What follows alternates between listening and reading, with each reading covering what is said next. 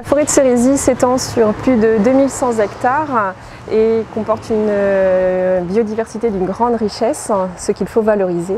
C'est le rôle de la Maison de la Forêt qui a ouvert ses portes en 2007. Grâce à la Maison de la Forêt, on va faire découvrir aux groupes adultes et enfants la biodiversité de la forêt, sa faune, sa flore, et également les missions de l'Office national des forêts. La Maison de la Forêt a un autre but, c'est celui d'accueillir du public.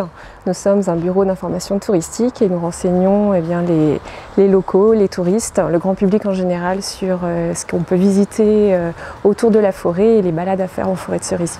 Donc, ce nouveau bâtiment va comporter une nouvelle scénographie que l'on a voulu pédagogique, ludique et visuelle.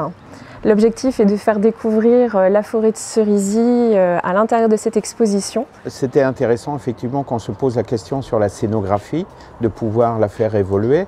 Et en même temps, vu le nombre de scolaires que l'on peut recevoir, de touristes et de gens locaux, c'était de pouvoir agrandir cette maison de la forêt avec une salle de conférence qui puisse servir aussi aux associations. Aussi au niveau bilan carbone, là ce sont des travaux où pas besoin d'aller chercher de la matière à l'extérieur, mais on l'a sur place.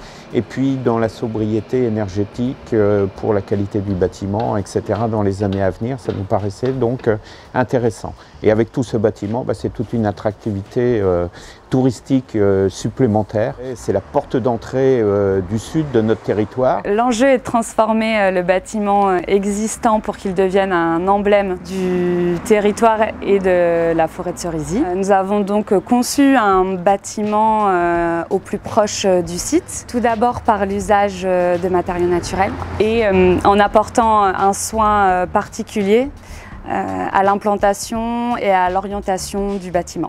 L'accès à la matière brute, au-delà de son rôle esthétique, a un réel rôle pédagogique parce qu'il permet de donner accès au mode constructif et à l'acte de bâtir en lui-même, notamment sur le mur en bauge. On peut voir les traces des banches qui permettent de comprendre comment le mur a été monté, ou encore dans la salle polyvalente où on a laissé la canisse apparente pour pouvoir montrer comment le mur est monté à l'intérieur.